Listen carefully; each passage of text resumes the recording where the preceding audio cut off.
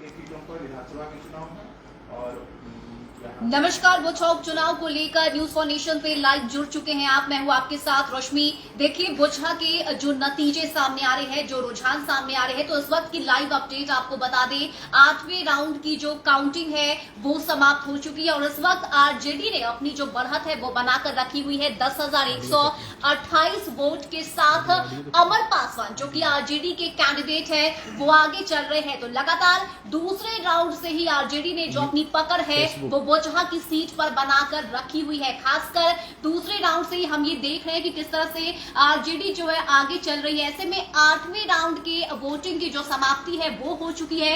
कुल मिलाकर अगर हम बात करें तो इस वक्त 10,128 वोट से आरजेडी चल रही है। तो बड़ी खबर है ये अमर पासवान के लिए, बड़ी खबर तेजस्वी यादव के लिए। ऐसे में और क्या कुछ तस्वीरें बुचहां से निकलकर सामने आई है, क्या कुछ चल रहा है बुचहां में, लाइव अपडेट्स बताने के लिए हमारे साथ हमारे वरिष्ठ सहयोगी प्रियदर्शन जुड़े हैं। वो आपको बताएंगे कि और क्या कुछ, कैसी तस्वीर दिख रही है बुचहां से। देखिए, बुचहां में जो तस्वीर अभी सामने आ रही है उसमें तो यह स्पष्ट दिख रहा है कि लगभग राजद जीत की ओर अग्रसर हो चुकी है। अभी 8वें राउंड की काउंटिंग खत्म हुई है, जैसा आपने बताया कि 10,000 से ज्यादा वोटों से राजद ने बढ़त हासिल कर ली है।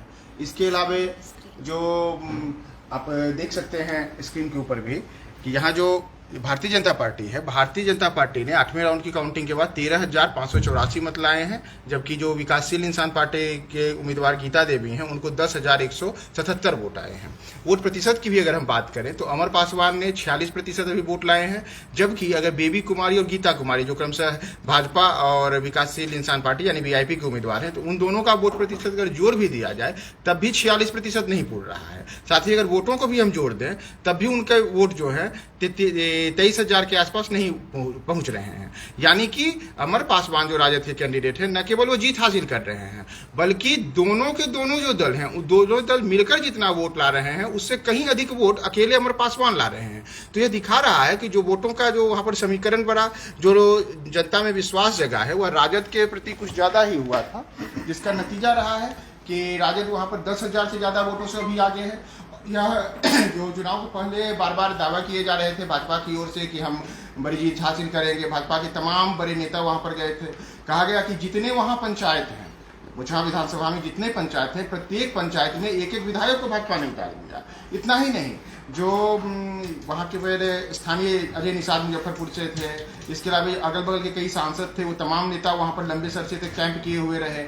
भाजपा ने वहाँ पर मुख्यमंत्री जो नीतीश कुमार हैं उनको भी चुनाव प्रचार के लिए उतारा। अंतिम दिन जो 10 तारीख, जब चुनाव प्रचार समाप्त हुआ था 10 तारीख को, 10 दिन अंतिम दिन जाकर के नीतीश कुमार ने भी वहाँ चुनाव प्रचार किया था। तो इन तमाम तैयारियों के बाद भी भाजपा ने जिस जीत के सपने को देखा था, उनका तो पूरा का पूरा सपना टूट चुका है।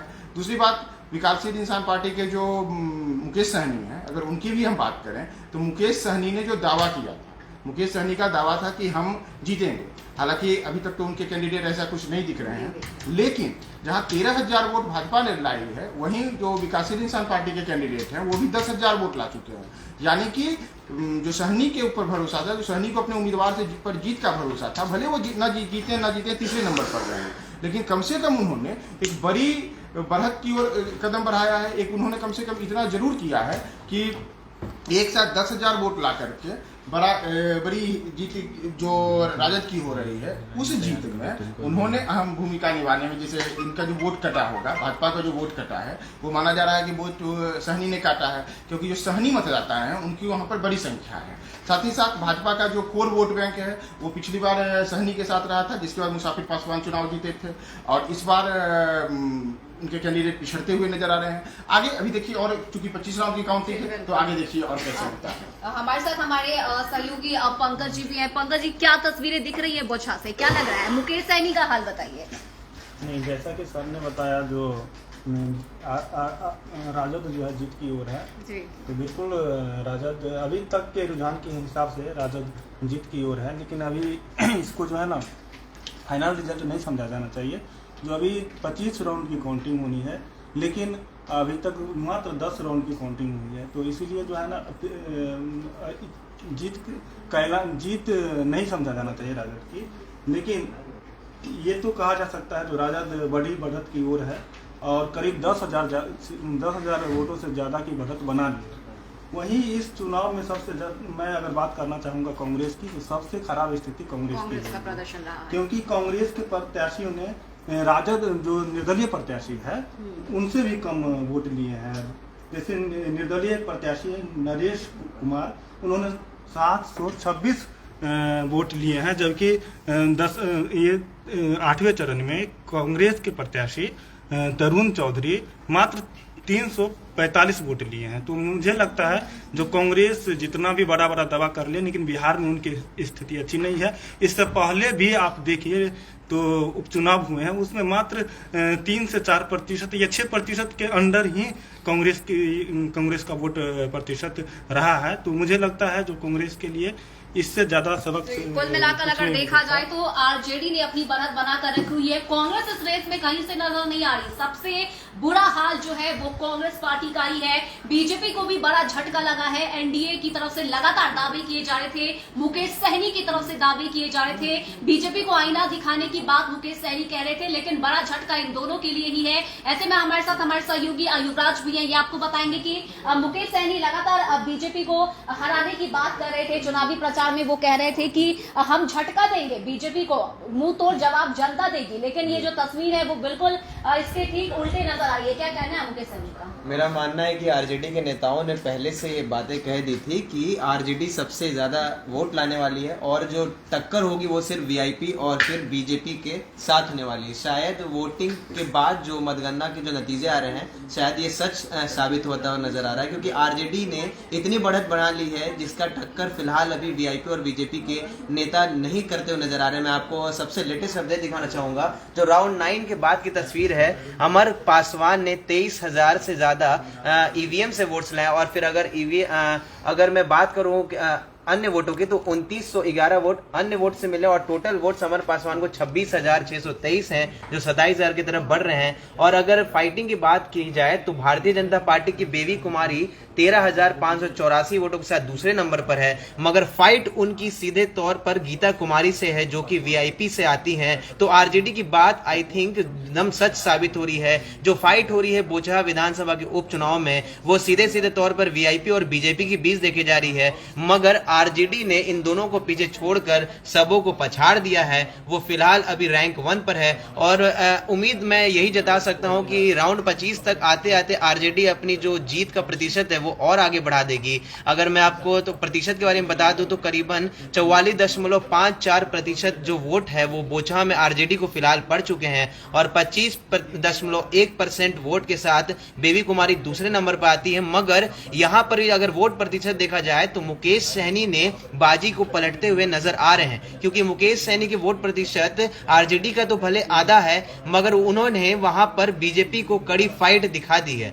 अगर मुकेश सहनी का प्रतिशत बताऊं तो 22.61% के साथ वो तीसरे नंबर पर है, मगर मुकेश सहनी की बातें अब सच साबित होती हुई नजर आ रही हैं। उन्होंने पहले ही कहा था कि बोचहा में वो सिर्फ बीजेपी के लिए लड़ रहे हैं और ये साबित होता हुआ भी नजर आ रहा है। आरजेडी ने तो भले ही अपनी जीत सुनिश्चित करने की ओर अपने कदम आगे बढ़ा दिए हो, मगर जिस तरीके से वीआईपी और बीजेपी के बीच की जो फाइट है वो बोचहा में दिख रही है वो साफ है। आपको भी बता दें कि सिंपैथी के तौर पर भी अमर पासवान को वोट्स मिलते हुए नजर आ रहे हैं, क्योंकि मुसाफिर पासवान उनके पिता रह चुके थे, तत्कालीन विधायक थे, मगर जिस प्रकार से उनका आकस्मिक निधन हो जाता है उसके बाद से ये सीट खाली हो गई। और देखने वाली बात सबसे ज्यादा यही है कि आरजेडी की जो भविष्यवाणी है वो सच हो गई है। अब बिहार विधानसभा में आई थिंक आरजेडी एक सीट और लेकर जीत आगे अपनी बढ़ाएगी। बिल्कुल। तो मुकेश सहनी की बात करें तो भले बढ़त बनाई हो मुकेश सहनी ने, लेकिन जीत जो है वो आरजेडी की होती हुई नजर आ रही है। बाकी की जानकारी जो है, बाकी की अपडेट्स आपको हमारे साथ हमारे सहयोगी सचिन देंगे। ये आपको बताएंगे कि जाति को लेकर क्या उलटफेर देखने को मिल रहा है, बोचहा में क्या हो रहा है, तस्वीरें क्या है बोचहा की। जी रश्मि, बता दें कि अगर बीजेपी की जो कोर वोटर भूमिहारों को माना जाता है तो इस बार भूमिहार बीजेपी से काफी गुस्से में थे, नाराज चल रहे थे, क्योंकि सैदरनंद राय का टिकट बीजेपी से काट दिया और उनके जगह किसी और को उतारा गया। तो जबकि सैदरनंद राय 3 रिकॉर्ड तोड़ के वो जीते। इससे अब लग रहा था कि बिहार के जो भूमिहार हैं वो आरजेडी की तरफ जा रहे थे। तो क्या ये बदलते बिहार का साइन है कि भूमिहार राजद को समर्थन दे रहे हैं? तो इस जातिगत में हमसे मतलब ज्यादा अपडेट देने के लिए हमारे साथ सीनियर सहयोगी प्रियदर्शन हैं, इनसे जानेंगे। हाँ, देखिए अभी सचिन जैसा आप बता रहे थे जाति की बात है, तो यह सही है कि जाति को लेकर के बिहार में जब राजनीति होती है तो उसमें हम जाति की बातों के बिना राजनीति की बात नहीं कर सकते, और कुछ वैसा ही इस बार भी देखने को मिल रहा है। जैसे भाजपा वहाँ पर अगर हम जातीय समीकरणों की बात करें बोचहा में, तो बोचहा में जातीय समीकरण के तौर पर वहाँ 3-4 जातियाँ काफी प्रभावशाली रही हैं, जिसमें कि पासवान, सहनी, भूमिहार, मुसलमान और रविदास। इन तमाम जातियों को जो वोट बैंक माने जाते हैं वो 30,000 प्लस है। हर एक जाति जो है 30,000, 32,000, 35,000 सबके अपने अपने दावे हैं। कहा जाता है कि अगर बिहार की भाषा में हम कहें तो कहा जाता है कि बोचहा में जीत का जोरन, जैसे दही में जो जमाने के लिए जोरन दिया जाता है, तो बोचहा में जीत के लिए जोरन के लिए बहुत जरूरी है कि भूमिहार वोटर किसकी ओर जाते हैं। अगर हाल के घटनाक्रम में बिहार की राजनीति पर आप नजर डालिएगा तो अभी 24 सीटों पर यहाँ एमएलसी के चुनाव हुए थे। उन 24 सीटों के एमएलसी के चुनाव में जो राजद ने 23 कैंडिडेट उतारे थे, 23 कैंडिडेट में उन्होंने एक पहली बार हुआ कि 5 भूमिहारों को उन्होंने कैंडिडेट बनाया। नतीजा हुआ कि 3 भूमिहार जीत करके आए। वहीं अगर भाजपा की आप बात करिएगा तो सच्चिदानंद राय हैं जो कि सारण से इस बार निर्दलीय कैंडिडेट के चुनाव जीते। उनके बारे में कहा जा रहा था कि वो भाजपा को अंतिम दिन तक आश्वस्त किया था कि हम आपको उम्मीदवार बनाएंगे, लेकिन अंतिम समय में उनका टिकट काट के वहां से धर्मेंद्र को टिकट दिया गया क्योंकि भूमिहार क्योंकि वो 200 कुछ वोट लाए जी। और उनका नतीजा रहा कि टोटल के टोटल जो वहाँ पर कैंडिडेट थे सारण में वहाँ उनकी जीत हुई। इस जीत के बाद कहा गया कि यह कहीं न कहीं से जो 3 कैंडिडेट जीते, कार्तिक सिंह जीते थे राजद से और 2 कैंडिडेट जीते थे कुमार सौरभ, इंजीनियर कुमार सौरभ वहाँ से पश्चिमी चंपारण से जीते थे। तो ये सारे, तो इन जीतों के बाद यह लगा था कि बिहार में एक वोट बैंक, बड़ा वोट बैंक जो अब तक राजद विरोधी वोट बैंक माना जाता था हालिया वर्षों में, वो राजद के साथ लग गया। और बिहार की अगर बात कीजिएगा तो बिहार की 2 प्रभावशाली, बेहद प्रभावशाली जातियों में, भूमिहार अग्रणी जातियों में और पिछड़ी जातियों में यादव और दलितों में पासवान, इन तीनों को माना जाता है। साथ ही साथ मुसलमानों की एक बड़ी आबादी है, तो ये जिस ओर जाते हैं उनका वोट उनका काफी बड़ा हो जाता है। तो अगर अब यहाँ की अगर हम बात करें तो अमर पासवान जाति से आते हैं, यानी कि जो दलित में प्रभावशाली जाति है उसमें पासवान खुद कैंडिडेट थे। जो भूमिहार है जो कि अग्रणी जातियों में प्रभावशाली है और उनका अच्छा खासा वोट बैंक है, तो वह भी राजद के साथ ऐसा माना जा रहा है कि गया है। और साथ ही साथ यादव डोमिनेटेड पार्टी राजद, तो तीनों जातियां एक साथ इस ओर आई हैं। इसके अलावा वहाँ पर जो भी कम ज्यादा मुसलमानों की संख्या रही है उन्हें भी MY समीकरण के रूप में राजद को माना जाता रहा है। इसी का नतीजा रहा है कि अभी अगर देखें तो इन तमाम समीकरणों के कारण जो ये जातीय समीकरण बना है चारों का, इसका नतीजा है कि अभी करीब जैसे 26,000 वोट से ज्यादा अमर पासवान ला चुके हैं और 11,000 से ज्यादा वोटों से वो आगे चल रहे हैं। अभी की लाइव अपडेट आपको बता दें कि 9वें राउंड की जो काउंटिंग है वो भी समाप्त हो चुकी है। 16,620 वोटों से आरजेडी ने अपनी बढ़त बनाकर रखी हुई है। तो एक और बड़ी खबर आरजेडी के लिए, लगातार अमर पासवान आगे बढ़ते हुए नजर आ रहे हैं। 9वें राउंड की जो वोटिंग है वो समाप्त हो चुकी है। जो अपडेट है वो है कि 11,620 वोटों से आरजेडी आगे चल रही है। तो बड़ी खबर आरजेडी के लिए, बड़ी खबर है ये तेजस्वी यादव के लिए, जीतते हुए अमर पासवान नजर आ रहे हैं।